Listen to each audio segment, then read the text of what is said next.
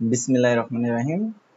তো আজকে আমরা এসএসসি 2026 এর রসায়ন প্রশ্নের এমসিকিউ পার্টের সলিউশন দেখব।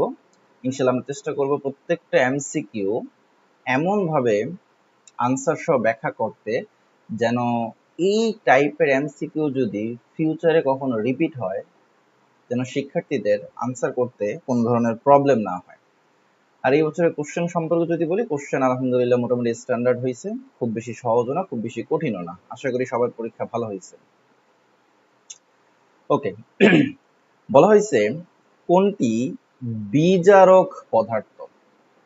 তো আমরা যখন চ্যাপ্টার 7 পড়ি তখন আমরা জারক বিজারক মনে রাখার জন্য একটা টেকনিক মনে রাখি, আমরা দুইটা শব্দ মনে রাখি, একটা হচ্ছে জাগ্রত আর একটা হচ্ছে বিদ্যান। আমরা একসাথে বলি যে জাগ্রত বিদ্যান। জাগ্রত থেকে আমরা মনে রাখার চেষ্টা করি যে জারক ইলেকট্রন গ্রহণ করে, আর বিদ্যান থেকে আমরা মনে রাখার চেষ্টা করি যে বিজারক ইলেকট্রন দান করে। তাহলে যেহেতু বলা হয়েছে যে কোনটি বিজারক পদার্থ, মানে বিদ্যান বিজারক ইলেকট্রন দান করে, তার মানে অপশনে যে আয়নগুলা আছে এই আয়নগুলার মধ্যে যার মধ্যে ইলেকট্রন দান করার ক্যাপাবিলিটি আছে সেই মূলত কি বিজারক পদার্থ। এখানে আনসার হবে ক, আয়রন 2+। কারণ এই আয়রন 2+ সে কিন্তু চাইলে একটা ইলেকট্রন দান করে আয়রন 3+ এ কনভার্ট হতে পারবে, অর্থাৎ আয়রন 2+ ইলেকট্রন দান করতে পারবে, এই জন্য হচ্ছে কি বিজারক পদার্থ। কিন্তু দেখেন তো আয়রন 3+ কি ইলেকট্রন দান করতে পারবে? মোটেও না। ম্যাগনেসিয়াম 2+ কি ইলেকট্রন দান করতে পারবে? মোটেও না। জিঙ্ক 2+ কি ইলেকট্রন দান করতে পারবে? মোটেও না। তার মানে একমাত্র আয়রন 2+ সেই হচ্ছে ক্যাপাবল যে একটা ইলেকট্রন দান করে কি আয়রন 3+ এ কনভার্ট হতে পারবে, এই জন্য কি সে হচ্ছে বিজারক পদার্থ। তাহলে এই টাইপের এমসিকিউ আনসার করার জন্য আমরা খালি দুইটা শব্দ মাথায় রাখবো, যে জাগ্রত বিদ্যান। জাগ্রত থেকে আমরা মনে রাখবো যে জারক ইলেকট্রন গ্রহণ করে, আর বিদ্যান থেকে আমরা মনে রাখবো বিজারক ইলেকট্রন কি করে? দান করে।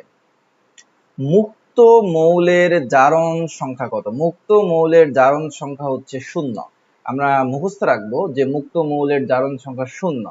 এছাড়া নিরপেক্ষ যৌগ, নিরপেক্ষ মৌল, এদের জারণ সংখ্যা কি হয়? 0 হয়। কিন্তু যদি চার্জ যুক্ত হয়, কোনো যৌগ যদি চার্জ যুক্ত হয় তাহলে সেই চার্জ সংখ্যাটাই হবে কি তার জারণ সংখ্যার সমান।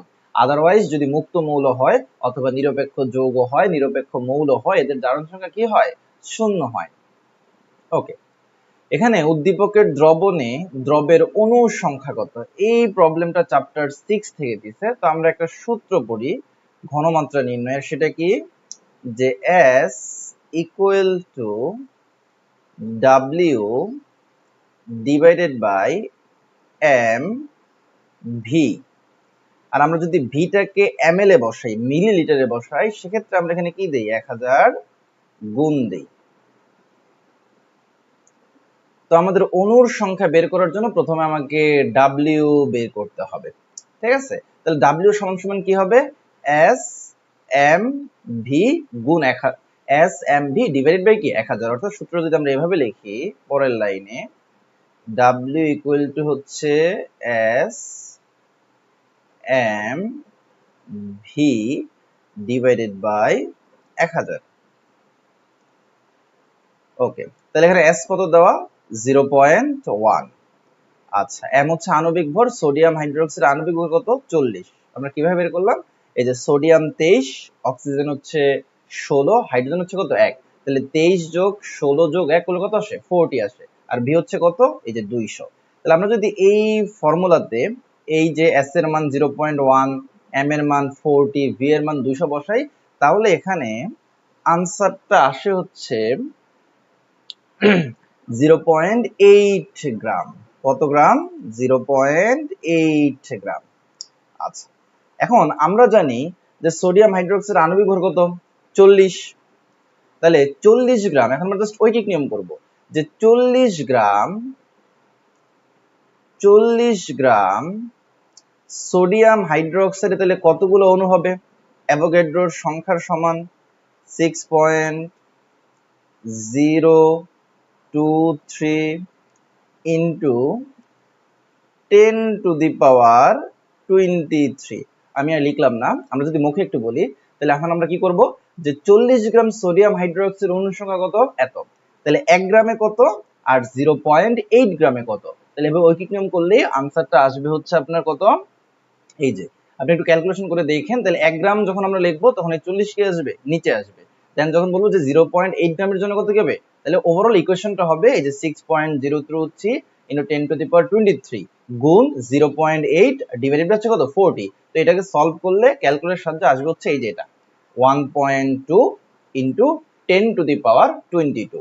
ওকে, এরপর বলছে যে উল্লেখিত দ্রবণে 5 গ্রাম HCl দ্রবণ মিশ্রিত করলে, এখন দেখেন এখানে সোডিয়াম হাইড্রোক্সাইড আছে একটা ক্ষার, আর HCl কি একটা অ্যাসিড। তাহলে আমরা যখন HCl যোগ করব তাহলে এখানে প্রশমন বিক্রিয়া হবে, অর্থাৎ এই ক্ষার এবং অ্যাসিড মিলে লবণ এবং পানি উৎপন্ন হবে। এবং এই বিক্রিয়াটার ক্ষেত্রে আপনি বিক্রিয়াটা লিখে যদি সমতা বিধান করেন তাহলে দেখবেন যে এই বিক্রিয়ায় রেশিওটা হচ্ছে 1:1। তাহলে এই সোডিয়াম হাইড্রোক্সাইড এবং HCl যখন বিক্রিয়া করবে তখন কি হবে, এই অ্যাসিড আর হাইড্রোজেন এবং ক্ষারের OH মিলে পানি তৈরি করবে এবং এখানে লবণ হবে সোডিয়াম ক্লোরাইড। তাহলে এখানে রেশিওটা কেমন, 1:1। তার মানে আপনার 1 মোল HCl বিক্রিয়া করে 1 মোল NaOH এর সাথে, বা আমরা বলতে পারি 1 মোল NaOH বিক্রিয়া করে 1 মোল HCl এর সাথে। এখন HCl এর আণবিক ভর কত বলেন তো, 36.5। আর সোডিয়াম হাইড্রোক্সাইড আণবিক কত, 40। 4টা 1 এর মতো হয়ে গেছে, যাই হোক আপনারা বুঝে নেবেন এটা হচ্ছে 40। তাহলে আমরা এখন হিসাবটা করব কিভাবে দেখেন, আমরা যদি এভাবে করি, আমরা যদি বলি যে 40 গ্রাম সোডিয়াম হাইড্রোক্সাইড বিক্রিয়া করে 36.5 গ্রাম HCl এর সাথে, তাহলে 1 গ্রাম বিক্রিয়া করবে কত গ্রামের সাথে, 36.5 ডিভাইডেড বাই 40। আর আমাদের সোডিয়াম হাইড্রোক্সাইড আছে কত গ্রাম, আমরা এই যে 3 এ বের করছি কত, 0.8 গ্রাম। তাহলে আমাদের হিসাবটা কি হবে, আমরা ঐকিক নিয়ম করব এভাবে যে 40 গ্রাম বিক্রিয়া করে 36.5 গ্রামের সাথে, তাহলে 1 গ্রাম বিক্রিয়া করবে 36.5 ডিভাইডেড বাই 40, আর 0.8 গ্রাম বিক্রিয়া করবে ওই যে 36.5 গুণ 0.8 ডিভাইডেড বাই 40। তো আপনার এখানে যে মানটা আসবে সেটা হচ্ছে 0.73 গ্রাম। আপনি হিসাবটা করার পরে মানটা আসবে 0.73 গ্রাম। মানে এই 0.8 গ্রাম সোডিয়াম হাইড্রোক্সাইড আপনার সম্পূর্ণরূপে প্রশমিত হওয়ার জন্য কি পরিমাণ আমার HCl দরকার, 0.73 গ্রাম। এখন দেখেন তো আমরা HCl যোগ করছি কত, 5 গ্রাম। তাহলে আমরা যোগ করছি 5 গ্রাম, কিন্তু অ্যাকচুয়ালি বিক্রিয়া করবে কত গ্রাম, 0.73 গ্রাম। তাহলে এখানে HCl অবশিষ্ট থাকবে, তাহলে অবশিষ্ট থাকবে না কে, সোডিয়াম হাইড্রোক্সাইড। আর আমরা জানি যে কোনো রাসায়নিক বিক্রিয়ায় বিক্রিয়া শেষে যে বিক্রিয়কটি অবশিষ্ট থাকে না সেটা হচ্ছে লিমিটিং বিক্রিয়ক, আর যেটা অবশিষ্ট থাকে সেটা হচ্ছে এক্সেস বিক্রিয়ক। তাহলে আমাদের এখানে লিমিটিং বিক্রিয়ক কি, সোডিয়াম হাইড্রোক্সাইড। তোরা শুরুতেই বলছে যে সোডিয়াম হাইড্রোক্সাইড লিমিটিং বিক্রিয়ক, তাহলে এটা হবে সঠিক। আচ্ছা, এখন দেখেন আমরা 5 গ্রাম HCl যোগ করছি, তার মধ্যে বিক্রিয়া করছে কত গ্রাম, 0.73 গ্রাম। তাহলে যোগ করছিলেন কত, 5 গ্রাম, আর বিক্রিয়া করছে কত গ্রাম, 0.73 গ্রাম। তাহলে বলেন তো অবশিষ্ট HCl এর পরিমাণটা কত, আপনি সিম্পলি কি করবেন বলেন তো, এই 5 থেকে 0.73 যোগ বিয়োগ করবেন। তাহলে দেখেন তো এখানে বলছে যে 4 পয়েন্ট, আমরা 3 নম্বর অপশনটা একটু চেক করি, এখানে বলছে আপনার 4.9 গ্রাম 4.9 গ্রাম HCl অবশিষ্ট থাকে। এখন আপনার কি মনে হয় যে 5 থেকে 0.73 যদি আপনি বিয়োগ করেন তাহলে কখনো কি আপনার 4.9 থাকে, মোটেও না। 5 মাইনাস 0.73 করলে আপনার আসে 4.27। কত আসে, 4.27।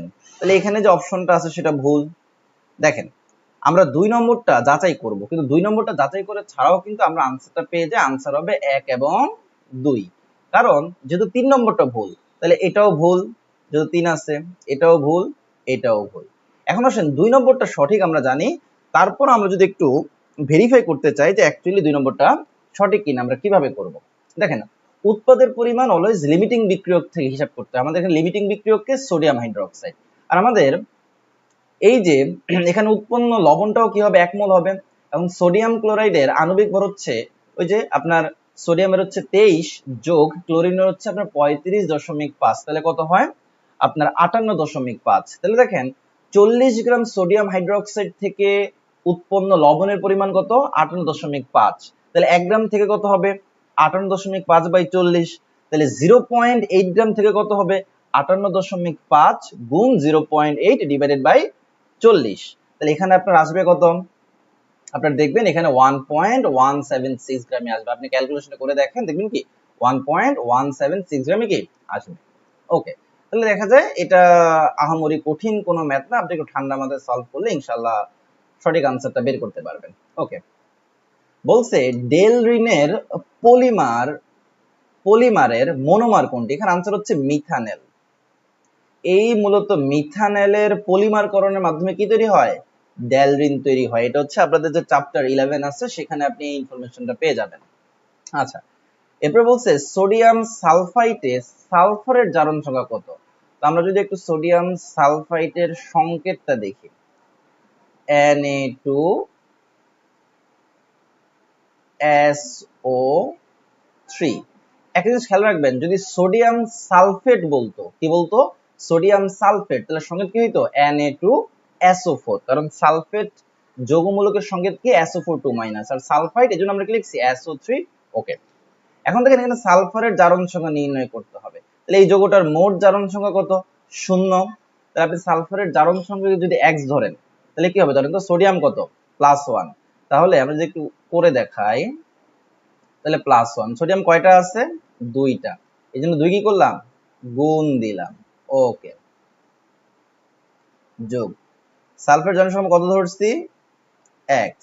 ওকে, অক্সিজেনের জারণ সংখ্যা কত, -2, কয়টা আছে অক্সিজেন, 3টা, 3 দিয়ে গুণ দিলাম, সমান সমান কত, 0। এখানে দেখেন আমরা যদি একটু মুখোমুখি হিসাবটা করি, আচ্ছা 3 দুগুণ 6, তাহলে -6 আর +2, তাহলে -6 আর +2 কত হয়, -4, আর -4 ওই পাশে গেলে কত হয়, +4, তাহলে आंसर হচ্ছে কি +4। এবং এই এমসিকিউটা দেওয়া হয়েছে আপনাদের চ্যাপ্টার 7 থেকে। চ্যাপ্টার 7 এ আমরা জারণ সংখ্যা নির্ণয় করা শিখাই, দেখা যায় যারা জারণ সংখ্যা নির্ণয় করা প্র্যাকটিস করে গেছেন এখান থেকে একটা কমন পাইছেন। আচ্ছা, আলু থেকে, আলু, আখের রস, তারপর হচ্ছে ধান, গম, এই টাইপের যে আপনার কার্বোহাইড্রেট টাইপের যে আপনার খাবারগুলো আছে, এগুলাকে আমরা যখন এনজাইমের উপস্থিতিতে ফার্মেন্টেশন বা গাজন প্রক্রিয়া সম্পন্ন করি, সেখানে মূলত অ্যালকোহল উৎপন্ন হয়। এখানে আলু থেকে প্রথমে যেটা উৎপন্ন হয়েছে এটা মূলত গ্লুকোজ এবং ফ্রুক্টোজ, অর্থাৎ C6H12O6। আর গ্লুকোজ ফ্রুক্টোজ থেকে পরবর্তীতে উৎপন্ন হয় আমাদের ইথানল উৎপন্ন হয়। আসলে আমরা একটু অপশনগুলো দেখি। প্রথমে বলছে ওয়াই থেকে খাদ্য সংগ্রহ তৈরি করা সম্ভব। ওয়াই কি, ওয়াই হচ্ছে ইথানল, একটা অ্যালকোহল। আর এই ইথানলকে আমরা যদি জারিত করি তাহলে আমরা ইথানোয়িক অ্যাসিড পাবো। এই ইথানলকে জারিত করলে আমরা কি পাবো, ইথানোয়িক অ্যাসিড পাবো। আর এই ইথানোয়িক অ্যাসিড বা অ্যাসিডিক অ্যাসিড মূলত কি, ভিনেগার, যেটা একটা খাদ্য সংরক্ষক। তাহলে এটা হচ্ছে কি সঠিক। এক্স একটি হাইড্রোকার্বন না, এক্স হচ্ছে কি গ্লুকোজ এবং ফ্রুক্টোজ, গ্লুকোজ বা ফ্রুক্টোজ। তাহলে এক্স এর সংকেত কি C6H12O6, তাহলে এখানে অক্সিজেন আছে, তাহলে এটা হাইড্রোকার্বন হবে, মোটো হাইড্রোকার্বন, তাহলে কি এটা ভুল। তাহলে এটা যেহেতু ভুল, তাহলে আনসার কি হবে 1 এবং 3। আর এই যে ওয়াই, অ্যালকোহল, একটা জৈব দ্রাবক, ইথানল এটা জৈব দ্রাবক হয়। ওকে, তাহলে আনসার হবে আমাদের 1 এবং 3। নিচের কোনটি সংযোজন বিক্রিয়া? এখানে আনসার হবে সংশ্লেষণ। এখানে আমরা একটা কথা বলি যে সকল সংশ্লেষণ বিক্রিয়া সংযোজন বিক্রিয়া, কিন্তু সকল সংযোজন বিক্রিয়া কি না, সংশ্লেষণ বিক্রিয়া না। সংযোজন বিক্রিয়ার মানে হচ্ছে 2 বা তার বেশি বিক্রিয়ক মিলে যখন একটা উৎপাদ তৈরি করবে তখন সেটা হচ্ছে সংযোজন বিক্রিয়া। এখন ওই যে 2 বা ততোধিক বিক্রিয়ক, সেগুলো যদি মৌল হয়, অর্থাৎ 2 বা ততোধিক মৌল মিলে যখন একটা যৌগ তৈরি করবে তখন সেই সংযোজন বিক্রিয়াগুলোকে আমরা কি বলি, সংশ্লেষণ বিক্রিয়া বলি। তাহলে সংশ্লেষণ বিক্রিয়া মানে হচ্ছে কি সংযোজন বিক্রিয়া। আচ্ছা, কোনটি অলিফিন? তো এটা চ্যাপ্টার 11 থেকে আমরা পুরো একবার বেসিক আমরা জানি। অ্যালকেনকে বলা হয় প্যারাফিন, অ্যালকিনকে বলা হয় অলিফিন, আর অ্যালকাইনকে বলা হয় অ্যাসিটিলিন।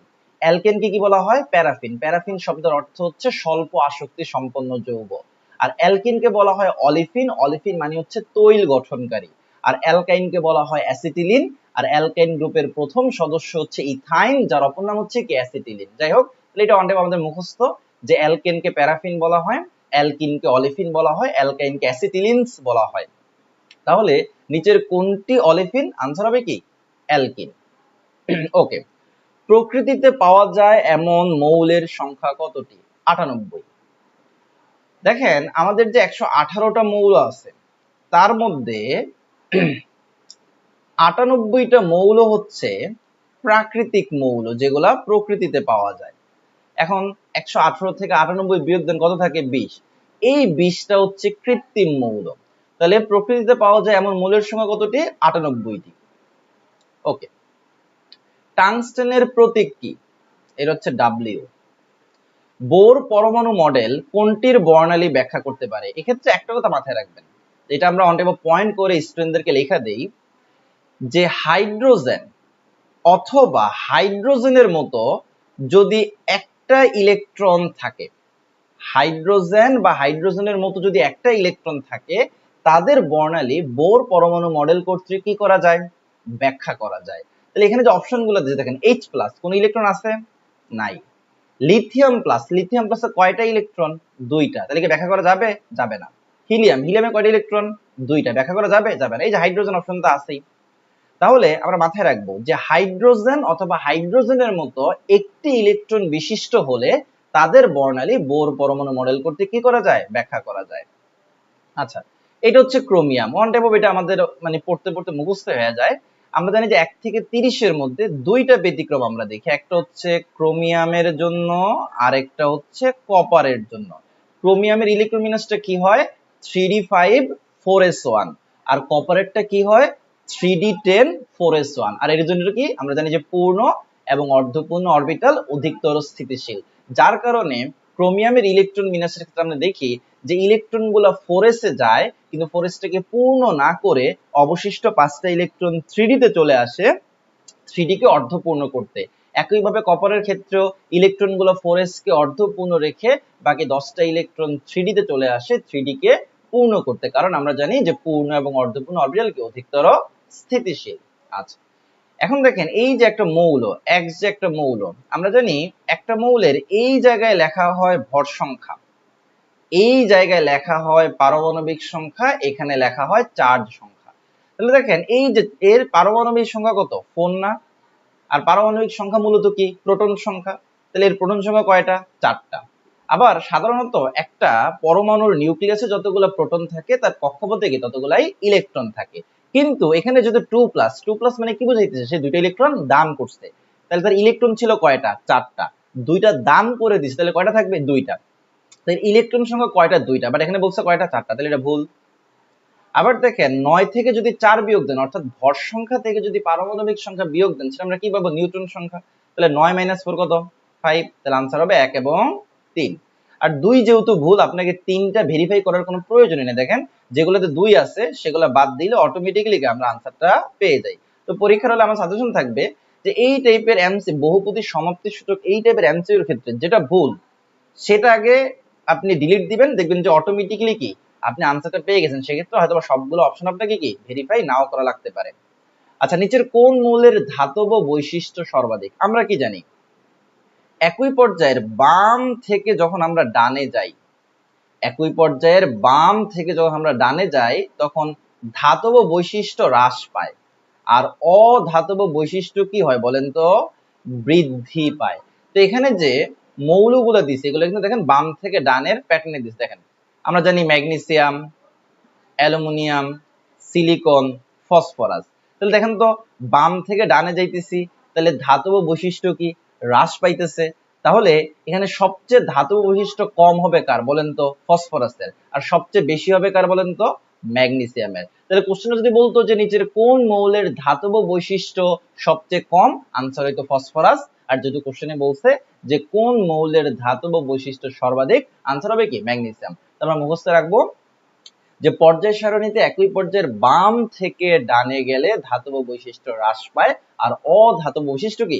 বৃদ্ধি পায়। আচ্ছা, কোন মৌলের আয়নীকরণ শক্তি সবচেয়ে কম? আমরা জানি যে পারমাণবিক আকার বড় হলে আয়নীকরণ শক্তি কম হয়, আর পারমাণবিক আকার ছোট হলে আয়নীকরণ শক্তি বেশি হয়। দেখেন এখানে যে অপশনগুলো আছে তার মধ্যে সোডিয়াম, ম্যাগনেসিয়াম, আর্গন, এগুলোতে কক্ষপথ হচ্ছে 3টা করে, আর ফ্লোরিনে কক্ষপথ কয়টা?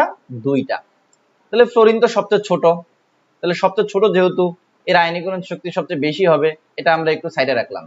এখন সোডিয়াম, ম্যাগনেসিয়াম, আর্গন এই তিনটাতে কক্ষপথ সংখ্যা সমান হলেও এই সোডিয়ামে কিন্তু প্রোটন ইলেকট্রন আকর্ষণ বল কম।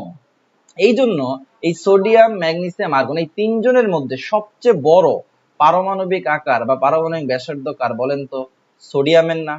আর সোডিয়ামের যেহেতু পারমাণবিক আকার এদের মধ্যে সবচেয়ে বড়, তার মানে সোডিয়ামের আয়নীকরণ শক্তি কি হবে? সবচেয়ে কম হবে। মুদ্রা ধাতুর অবস্থান কোন গ্রুপে? গ্রুপ 11। আমরা জানি গ্রুপ 1 ধাতুগুলোকে বলা হয় ক্ষার ধাতু, গ্রুপ 2 গুলোকে বলা হয় হচ্ছে আপনার মৃৎক্ষার ধাতু, গ্রুপ 11 গুলোকে বলা হয় মুদ্রা ধাতু, গ্রুপ 15 মৌলগুলোকে বলা হয় নিক্টোজেন। নিক্টোজেন শব্দের অর্থ হচ্ছে আপনার ওই যে শ্বাসরোধকারী। তারপর গ্রুপ 16 মৌলগুলোকে বলা হয় চ্যালকোজেন। চ্যালকোজেন শব্দের অর্থ হচ্ছে আকরিক গঠনকারী। গ্রুপ 17 মৌলগুলোকে বলা হয় হ্যালোজেন। হ্যালোজেন শব্দের অর্থ হচ্ছে আপনার সামুদ্রিক লবণ গঠনকারী। আর গ্রুপ 18 মৌলগুলোকে বলা হয় নিষ্ক্রিয় গ্যাস। তো যারা মোটামুটি এই ইনফরমেশন গুলা মুখস্থ করে গেছেন বা এগুলো আপনাদের জানা আছে, এটা কোনো এমসিকিউ না। তাহলে ইন ফিউচারে যদি এগুলো থেকেও আসে যে আপনার হ্যালোজেন গুলোর অবস্থান কত নম্বর গ্রুপে বা নিক্টোজেন গুলোর অবস্থান কত নম্বর গ্রুপে, আশা করি এই টাইপের কোশ্চেন আসলে আপনি ইনশাআল্লাহ আনসার করতে পারবেন। ওকে, সালফারের যোজ্যতা ইলেকট্রন। আসেন আমরা একটু যোজ্যতা ইলেকট্রনের কনসেপ্টটা ক্লিয়ার করি। কোন মৌলের সর্বশেষ প্রধান শক্তি স্তরটাকে বলা হয় যোজ্যতা স্তর।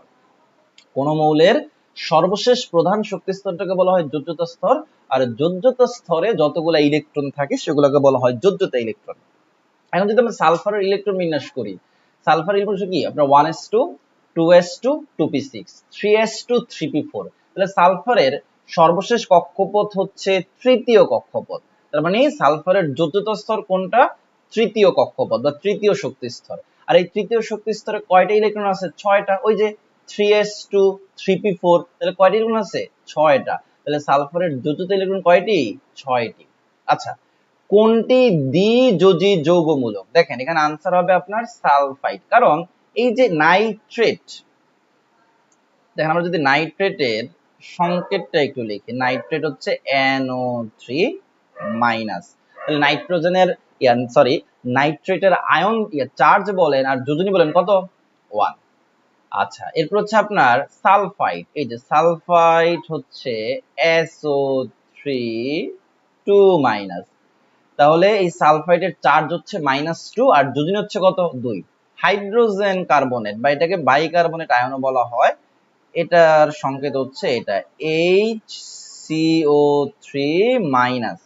তাহলে দেখেন তো হাইড্রোজেন কার্বনেটেরও আপনার চার্জ হচ্ছে -1 আর যোজনী হচ্ছে কত? 1। ফসফেট, ফসফেট হচ্ছে আপনার PO4-3-, তাহলে ফসফেটের চার্জ হচ্ছে -3, যোজনী হচ্ছে কত? 3। আচ্ছা, N2 তে দেখেন, N2 র যদি আপনার গাঠনিক চিত্রটা আমরা আঁকি, এই যে, তাহলে দেখেন তো এখানে কয়টা বন্ধন আছে? 3টা বন্ধন আছে। ওকে, প্যান্টেনের স্ফুরণাঙ্ক কত? 35.1 ডিগ্রি সেলসিয়াস। দেখেন এটা আপনাদের চ্যাপ্টার 11-এ আপনারা অ্যালকেনের যখন ভৌত ধর্ম পড়বেন, দেখবেন যে অ্যালকেনের ভৌত ধর্মে এই প্যান্টেনের স্ফুরণাঙ্ক দেওয়া আছে, যেটা আমরা স্টুডেন্টকে মুখস্থ রাখতে বলি। ওকে, নিচের কোন যৌগটি পানিতে অদ্রবণীয়? এখানে হচ্ছে সিলভার ক্লোরাইড। কারণ উপরের যে আপনার লবণগুলো আছে এগুলো সবগুলাই কি হয়? পানিতে দ্রবীভূত হয়। আর সোডিয়াম ক্লোরাইড যে পানিতে দ্রবীভূত হয়, এটা যারা সায়েন্স পড়ে না তারাও জানে, কারণ সারা জীবন আমরা পানির মধ্যে কি লবণ গলায় আসছি। ওকে, বন্ধন গঠনকালে নিচের কোন যৌগটি পুরোপুরি আর্গন? আর্গন কি? এআর। এবং আর্গনের সর্বশেষ কক্ষপথে কয়টি ইলেকট্রন? 8টা ইলেকট্রন। তো আমরা একটু দেখি যে কোন ক্ষেত্রে 2টা অংশই আপনার পুরোপুরি আর্গন হয়েছে। দেখেন পটাশিয়াম ক্লোরাইড, এখানে পটাশিয়াম 19টা ইলেকট্রন ছিল, সে একটা ইলেকট্রন ত্যাগ করে আর্গনের মতো হলেও ফ্লোরিন কিন্তু একটা ইলেকট্রন গ্রহণ করে নিয়নের মতো হয়েছে। তার মানে এটা দুইজনই কি হয় নাই? আর্গনের মতো হয় নাই। ওকে, পটাশিয়াম ক্লোরাইড এটা হচ্ছে আমাদের আনসার। রিজনটা কি? দেখেন এই পটাশিয়াম 19টা ইলেকট্রন থেকে একটা ইলেকট্রন দান করে আর্গনের মতো হয়েছে, আবার ক্লোরিন 17 থেকে একটা ইলেকট্রন গ্রহণ করে কি আর্গনের মতো হয়েছে। সোডিয়াম ব্রোমাইডে সোডিয়াম একটা ইলেকট্রন দান করে নিয়নের মতো হয়েছে, আপনার ব্রোমিনের ক্ষেত্রেও কি এটার নিকটবর্তী নিষ্ক্রিয় গ্যাসের ইলেকট্রন লাভ করছে। ক্যালসিয়ামের ক্ষেত্রেও ক্যালসিয়াম ক্লোরাইডের ক্ষেত্রেও সেম, ক্যালসিয়াম 2টি ইলেকট্রন দান করে আর্গনের মতো হলেও ফ্লোরিন কিন্তু আপনার কি হয়েছে বলেন তো? ফ্লোরিন একটা ইলেকট্রন গ্রহণ করে নিয়নের মতো হয়েছে। তাহলে আমরা বলছি যে বন্ধন গঠনকালে নিচের কোন যৌগটি পুরোপুরি আর্গনের ইলেকট্রন বিন্যাস পায়? তাহলে এখানে আনসার হবে কি পটাশিয়াম ক্লোরাইড। আচ্ছা 22 গ্রাম কার্বন ডাই অক্সাইডে অণুর সংখ্যা কত? দেখেন কার্বন ডাই অক্সাইডের আণবিক ভর কত বলেন তো? 44 গ্রাম না? তাহলে 1 মোল কার্বন ডাই অক্সাইড অথবা 44 গ্রাম কার্বন ডাই অক্সাইডে অণুর সংখ্যা কত হবে? ওই যে অ্যাভোগাড্রোর সংখ্যা 6.023 ইনটু 10⁻23। মাশাআল্লাহ লেখা একটু বেশি সুন্দর হয়ে যাইতেছে, আপনি একটু বুঝে নিয়েন।